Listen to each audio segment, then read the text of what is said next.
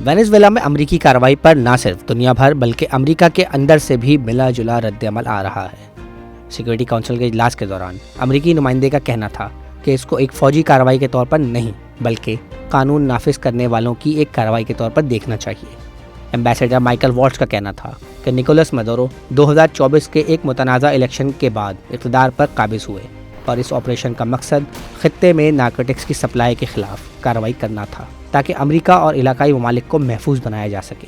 1998 کے پاناما کے سابق سربراہ مینوئل نوریگا کی گرفتاری کی مثال دیتے ہوئے انہوں نے کہا کہ ان کی لڑائی وینزویلا کے عوام سے نہیں ہے اور نہ ہی انہوں نے کسی ملک پر قبضہ کیا ہے۔ جواباً وینزویلا کے نمائندے سیمیول مونکاڈا نے اس کارروائی کو غیر قانونی قرار دیتے ہوئے کہا کہ ان کے صدر اور ان کی اہلیہ کو اغوا کیا گیا اور اس حملے کا مقصد وینزویلا کے تیل کے ذخائر پر قبضہ کرنا ہے۔ خطے کے ممالک کولمبیا، برازیل، میکسیکو، چلی اور پاناما نے اجلاس کے دوران یک طرفہ طاقت کے استعمال پر شدید تشویش کا اظہار کیا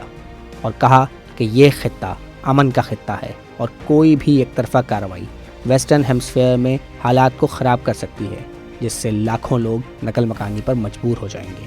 دوسری طرف خطے کے دوسرے ملک ارجنٹینا نے امریکی آپریشن کی تعریف کرتے ہوئے کہا کہ یہ دہشت گردی اور منشیات کے پھیلاؤ کو روکنے کے لیے ایک زبردست قدم ہے۔ پیراگوئے نے مادورو کو ہٹائے جانے کی حمایت کی اور مطالبہ کیا کہ ملک میں فی الفور جمہوری اداروں کو بحال کیا جائے اور سیاسی قیدیوں کو رہا کیا جائے۔ برطانیہ کے سفیر نے جہاں عالمی قوانین پر عمل درآمد کی اہمیت پر زور دیا، وہیں ان کا یہ بھی کہنا تھا کہ وینزویلا کے شہری کئی سالوں سے غربت، نقل مکانی اور سیاسی دباؤ کا سامنا کر رہے ہیں۔ ڈنمارک اور فرانس کا کہنا تھا کہ ایک طرف جہاں منظم جرائم جیسے کہ منشیات کے پھیلاؤ کو روکے جانا ضروری ہے، وہیں اس کے لیے لیے گئے اقدامات کو قانونی دائرے کے اندر موجود رہتے ہوئے لینا بھی اہم ہے۔ روس اور چین کی جانب سے امریکی اقدامات پر سب سے سخت رد عمل آیا اور ان کی جانب سے اس واقعے کو ایک مسلح جارحیت قرار دیتے ہوئے خبردار کیا گیا کہ ایسے اقدامات کو نارملائز نہیں کیا جا سکتا۔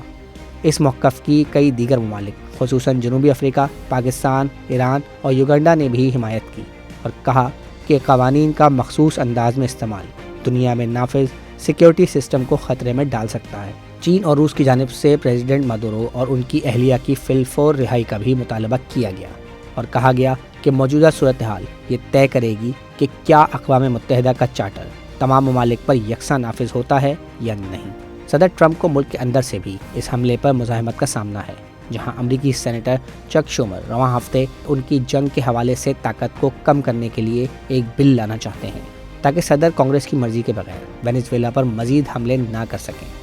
شومر کا کہنا تھا کہ ٹرمپ نے اپنے انتخابی وعدے کی خلاف ورزی کرتے ہوئے ایک نہ ختم ہونے والی جنگ شروع کر دی ہے اور یہ بھی نہیں بتایا کہ امریکی فوج کب تک وینزویلا میں رہے گی اور اس پر کیا اخراجات آئیں گے۔ واشنگٹن کے میئر زہران ممدانی نے بھی وینزویلا پر امریکی حملے کی مذمت کی ہے اور کہا ہے کہ یک طرفہ طور پر کسی ملک پر حملہ کرنا امریکی اور عالمی قوانین کی خلاف ورزی ہے۔ مزید نیوز اپ ڈیٹس اور ڈیجیٹل سٹوریز کے لیے سبسکرائب کریں ڈان نیوز پاکستان۔